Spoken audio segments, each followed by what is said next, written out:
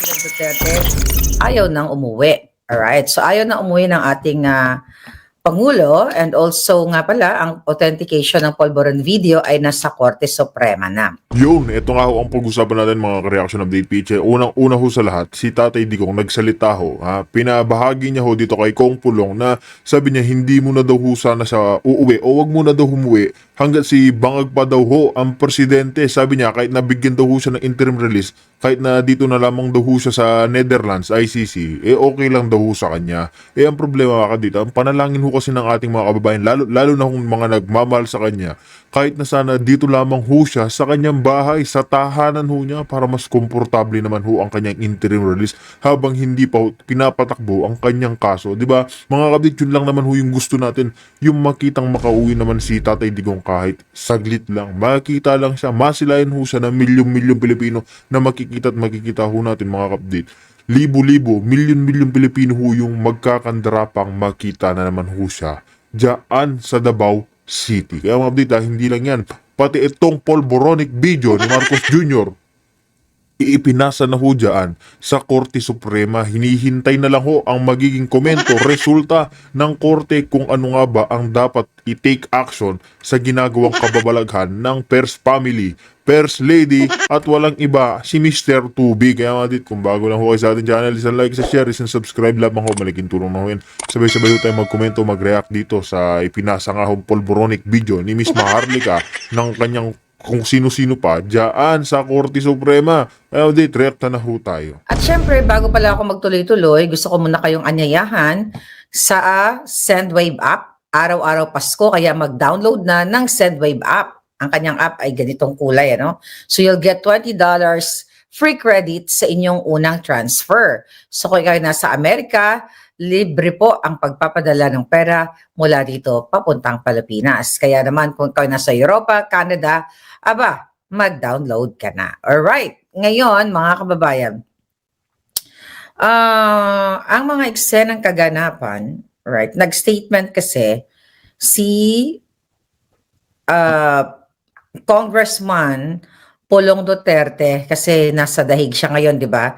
I think nakauwi na ba si Kitty? Nakauwi na ba siya ng bonggang-bongga? So, ang sabi ni Congressman Pulong, bumata daw ako, ay gusto niya ba to? Sige nga, mukha nga akong 10. Mukhang 10 years old si Palangga. Korean look ang peg. O, di ba? You like it. Thank you, my darling. Sige, maintain na natin to. Ito na yung maging hair ko forever. Okay, para ako si Ami Perez. O, di ba? Ganito ba yung buhok niya? Alright. So, ang sabi ni Congressman Pulong Duterte, hindi uuwi hanggat nariyan si Bangag. Okay, si Pangulong Duterte. Alright?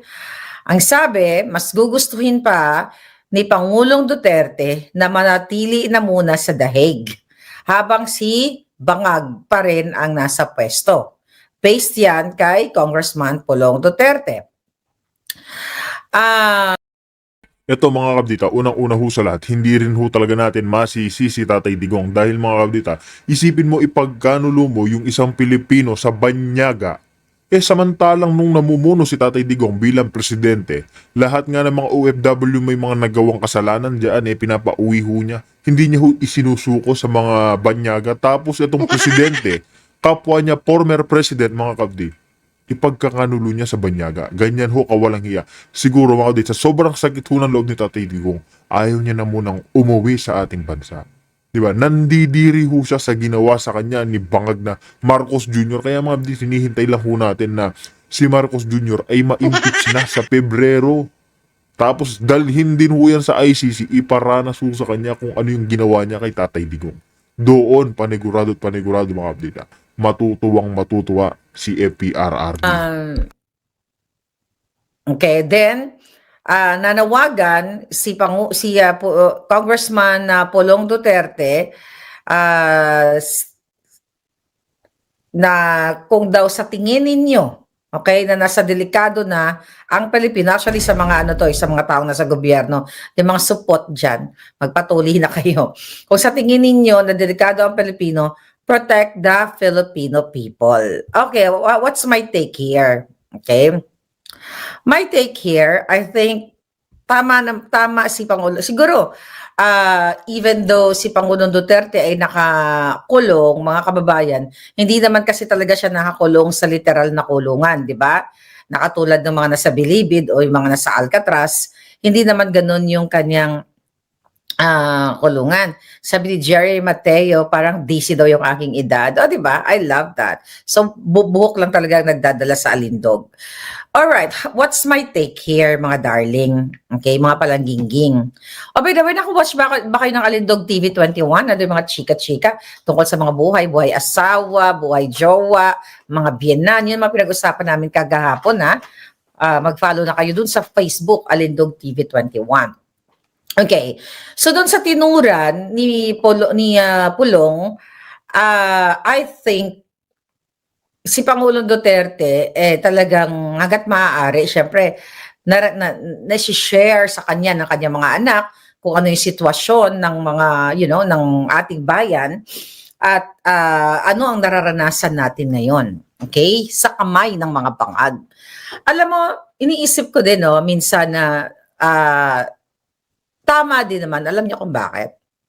Ang dami kasing oportunista, okay, na gumagamit kay Pangulong Duterte. Maraming oportunista, mga kababayan, na sumasakay, okay, dito sa Duterte brand. Okay? So parang sila ay mga Duterte brand exploiter, para gano'n, nag-exploit nila yung Duterte brand, yung mga Duterte, sumasakay sila. Okay, maraming gano'n eh. So ngayon, mayroon pinost dito ang isang, I don't know, may nag-send na sa akin, sabi niya, now it's our turn, si Rances, ano pala niya? Rances, sabi niya, our turn to stand up, to speak, to choose country over comfort. Just as he did, si Pangulong Duterte. Let's not call him back to carry that is now, let's not call him back to carry what is now our responsibility. Let him see while he is still alive that the people he fought for have finally learned to rise. Okay? Hindi na siya ang lalaban.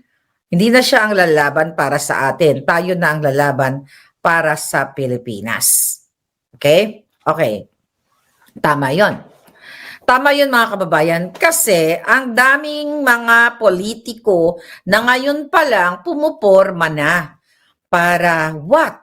Para sa susunod na eleksyon. Ito yung sinasabi nating mga oportunista. Tama. Okay? Sila yung sumasakay na hindi nila kayang gumawa ng sarili nilang brand, ng sarili nilang pangalan. Sila yung mga oportunista na andyan lagi nakadikit kay Inday Sara, kung nasaan ang mga Duterte, sinisiksik nila yung mga belat nila, mga biga-biga nila. Ayan na naman tayo. She's going to Bacolod just to get that, the output. The output. She's going back to Bacolod just to do that, the bika-bika. Trending kasi yung kantang yan, di ba? Ang original niyan is going back to Honolulu, di ba? Wait, is going back to Honolulu just to get that, the Maui-Waui. Pero natin yung lyrics. Okay. Tama lang din siguro kasi desisyon niya ni Pangulong Duterte kasi itong mga buwaka ng ina kayo. Terno. 2 months na to. Kukukom. So ngayon pa lang kasi ang mga yawa nakadikit na, ginagamit ng Pangulong Duterte, ang talagang, mahal ko Duterte-Digong, mga ganun, I love you, bring him home, alpot, biga-biga, diba, solicit here, solicit there. I'm talking not only the alpots, but the entire alpots in the whole wide Philippines. Okay? Ang daming, kayong mga politikong mga yawa kayo, talaga naman dumidikit kayo sa mga Duterte. Dapat gumawa kayo ng sariling brand nyo. Like ako. Right? Yeah, retro. Hindi naman ako nakilala dahil kay Pangulo Duterte. Hindi rin ako nakilala dahil kay Bangag. Nakilala ako dahil retro daw ako. Sabi nila, hindi dahil retro daw ako. Dahil yung alindog ko. You have to have your own brand. Hindi ka pwedeng dikit-dikit, I love you, Tatay Digo, biga-biga alpot, mga yawa. Wala kayong sariling platform, wala kayong sariling mukha. Kaya tama lang yan, PRRD. Diyan ka na lang kung gusto mo hanggat hindi pa namamatay si Bangag. The moment na namatay si Bangag, uwi ka na. Or dudukutin kita dyan. Gusto mo dudukot kay Pangulong Duterte, di ba? Ngayon, ang ginagawa kasi ng mga to, 2028, nakahanda na kayo. Sino ba kayo? Wala naman kayong pagkakalanlan. Hawak lang kayo ng picture ni PRRD. I love you, PRRD. No, go bring him home. Tama yung post na yon na nasa hindi nyo na wag na natin ibigay ang burden kay Pangulong Duterte para labanan ang mga bangag. Ginawa niya na yung part niya. Okay? Ginawa niya na yung part niya, tapos sasabihin na, para pag-uwi ni Pangulong Duterte, itaas-taas na naman yung kamay niyo, mga alpot kayo. Tapos guguloy niyo na naman ang Pangulong Duterte kung saan man siya. Let's say lang, for example, nasa Davao, puputa na naman kayo, maghanap na naman kayo ng access, hanap na kayo ng alpot, nabibika ang bilat, para baka naman pwede mag-greetings kay PRRD, chuchu-chuchu, eklabush, mga ganon, di ba? Yun ang ginagawa ng mga yawa. Kaya tama yan, at least dalawin na siya ng mga ano niya, ng mga family niya, 'di ba? Hanggang ngayon, 'di ba, yung alpot diyan ng alpot ng Bacolod, marami kasing diyan yung mga pagala-gala, sorry si Lisa Tanas taga Bacolod din yan. 'Di ba? Mga chalpot ng Bacolod. Hanggang ngayon, gumagapang sila kung paano nila gaguhin si PRRD. So, ayan, alam nyo kung ano mga sinasabi ko dito, di ba? Alam nyo kung ano sinasabi ko? Ang problema sa inyo, sa mga politikong sumisiksik kay PRRD, kung gusto nyo, kaya ang kinakausap ko kayo, yung mga nakinabang na kay PRRD na mga tatakbo sa susunod na halalan. Di ba? Bakit hindi kayo gumawa ng paraan? Di ba? Kung gusto nyo mag-aklas kayo ng bonggang-bongga. Kung gusto nyo magsalita kayo. Look at this Colonel Mungaw, 'di ba? Mungaw o Munggaw, whatever. Nagsasalita, tignan mo, tinanggal siya ngayon. Kayo, nasaan kayo? Nasa safe side kayo? Nakadikit lang kayo, mga yawa kayo, na anytime, pag nadyan si Sarah, mag-picture, mag-alpot-alpot, magbiga-biga, ipopost sa Facebook, nakadikit ako kay Sarah. Yung iba dyan, gagamitin pa to solicit money. Right? Yan yung problema ninyo, mga giatay kayo. So wag nyo nang tama itong post na ito, na wag nyo nang ibigay ang burden kay Pangulong Duterte para labanan ang mga bangag. 80 years old na nga dapat gusto na nga mag-retire nun Pangulong Duterte, pag nagwa ka dira, naintindi man sa ng Ilonggo, pagwa ka dira, pang sipa atanan ang mga, mga oportunista bala. Panglatigo ha. Diba? Ang daming gumagamit kay PRRD financially, politically, lahat ginagamit. Ako, ginamit ko ba si PRRD? Hindi. Ba't ko man siya gagamitin? Hindi man ako tatakbo sa politika. Okay? Anong ginagawa ni Maharlika dito? Binoboljak natin ang mga alpot. Right, Marivic? Kaya nga alam ko na po na mga Duterte, sino talaga ang totoo para sa kanila? Yes! Okay? Do you like my hair, my darling? Ay, naku, dami ko namang fan sa hair ko. I love that. O, diba, luka-luka. Diba? Pero, laparuho? Laparo. Pang tampaa. Ilonggo lang gidang fluent talaga ko. Laparoha. Okay. Buwisit talaga yung mga alpoter na yan, sabi ni Gloria Bandi. Okay, new hairdo, so beautiful. O di, pag-usapan natin yung mga hairdo natin, mga bakla ngayon. Di ba? Yung mga alpot.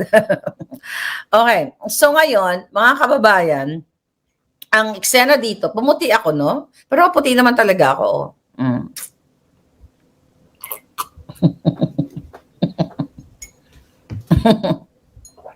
Tamparoson, siling ni Eloisa. Siling ni Miguel pala. Miguel Lopez Legaspi. Ikaw ba? Miguel Lopez Legaspi. Tamparohon. Yes, Cheryl. Pang tamparosa sa Ilonggo gani man. Okay. Sabi ni Rodel, I look fabulous daw. So, yeah. Yun yung sinasabi ni PRRD na ayaw na niyang umuwi. Of course, alam mo, binibisita naman si PRRD. Ang problema lang kasi kay PRRD, yun nga lang, syempre hindi siya nakakalabas, walang outdoor activity, hindi niya nakikita yung mundo, 'di ba? Doon lang siya sa loob, although may mga garden yan dyan sa labas, diba, naikwento naman ni Inday Sara. Pero ang kagandahan lang sa situation niya, kasi pag inisip mo nakakulong siya sa dahig, ang mentality ng tao is nakakulong sa kulungan. Siya na confined lang siya sa kwarto niya. Para lang siyang nag-OFW. At ang kagandahan sa situation niya ay nag-take turns yung kanyang mga anak para bisitahin siya, ang kanyang mga apo para bisitahin siya na walang epal. Lami lampusan, gani man, very naughty, nami pampakdolo ng mga bilat nila, no? So anyway, so walang mga intruder, walang mga epal na papasok sa loob para maghain ng bilat. Okay, yun kasi ginagawa ng iba dyan, naghahain sila ng bilat. Dati yun, I'm just talking, not right now, in the past, di ba? You know that naman, maghahain ng bilat para sila ay makapurma or what. Okay? So yun ang ginagawa nila, kaya dahil naghahain sila ng bilat na naman pinag-uusapan natin. Iyo di ponggol. Bilat na naman ang istorya natin. Itong mga to gusto-gusto kasi ng kipay-kipay eh. Safe na siya now. At least hindi siya magugurgur ng mga bangag. Okay? Hanggat hindi pa bumubula ang bibig ni bangag, okay, hindi talaga dapat umuwi ang PRRD. At saka dapat talagang magpahinga na si PRRD. Kasi kung ako ang anak niya, okay, kung ako si Inday Sara, tatanggalin ko na si Pangulong Duterte sa picture ng politika. Which is naman sinabi ni Pangulong Duterte. Gusto niya mag-rest. Tatanggalin ko siya sa mundo, sa picture, sa box ng politika, ililipat ko siya sa peaceful na buhay na hindi po pwede si attorney si ganito, uy, pare, ganyan-ganyan si attorney Kwak, si Dr. Kwak o si attorney Alpot, kunyari, ganyan-ganyan, bibisita daw sa'yo. Tapos ngayon, itong si attorney Alpot, may mga sanga-sanga na mga bigaon, dito, pare, baka gusto naman ipaano kay PRRD para mag-picture lang. Tiring yun. Tiring yung ang PRRD 80 years old. Kung ako nga, na 16 years old lang daw ako. Diba, teenager daw ako, napapagod din. Nakapapagod din ako, kaya na minsan ina-isolate ko yung sarili ko. Ayoko sa masyadong magulong mundo. Diba? Ini-enjoy ko lang yung sarili ko. I'll do my thing. Diba? Natutulog ako hanggat gusto ko. Diba? Kakausapin ko yung mga taong gusto kong kausapin. Mahal ko, ganyan-ganyan. Hindi yung mapipilitan ka because you are what? Public figure, katulad ni PRRD, na 80 years old ka na. Tapos, kung sino-sino mga bilat ang ginaatad sa mga linti nga mga masyosyonda. Kaya nga, di ba? She's going back to Bacolod just to do that. The apot-apot, the biga-biga. Hit like, mga kababayan, sabi ni Wonderland. Kaya naman, i-follow nyo na si Palangganin nyo para masaya buhay nyo. Alright, so, okay, panguli na lang dito kay PRRD. Ako, I am praying every day na talagang at 80 years old, dapat physically, although alam naman natin, physically, emotional, psychologically, he is not 100% well katulad nung siya ay mga bata pa. Nung siya ay bata pa, 'di ba? Jessica Mazolarder. Kumusta yung mga bakla diyan? Kumusta yung mga pangit diyan, Jessica, ha? Ba lipulin mo mga pangit diyan sa Netherlands na nakakasira kay PRRD? Ngayon, ayun 'yun, mga atsi. So yun lang ang dapat gawin natin, okay? Ang gawin natin ay ang gawin ng pamilya ni Pangulong Duterte, ilayo sa mga demonyo. 'Di ba? Diyos ko po, ilayo natin sa mga demonyo at mga alpot at bigatla si PRRD. 'Di ba?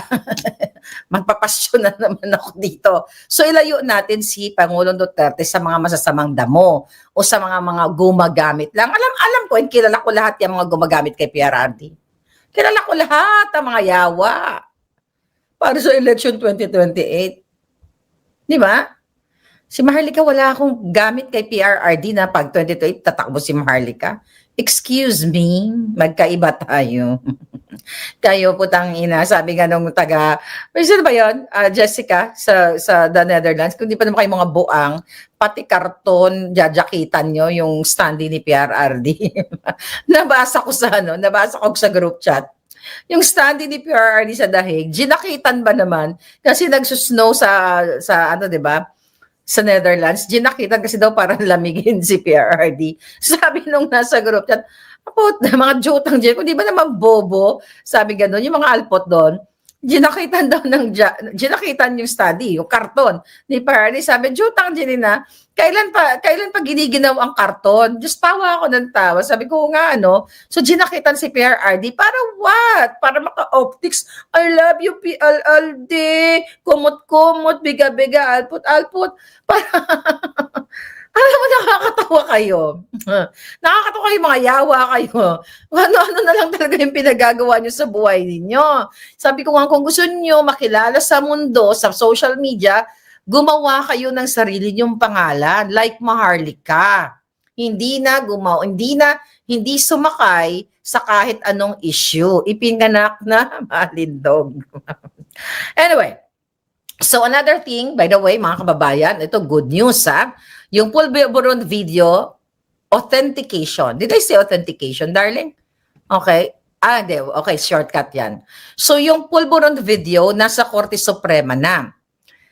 Just to let you know, ito, ano to, kung nakwento namin ni Harry Roque, alam mo naman kami ni Harry Roque, yung nga bells namin, parang kambal, baratatatat, bangag-bangag, ngiwi-ngiwi.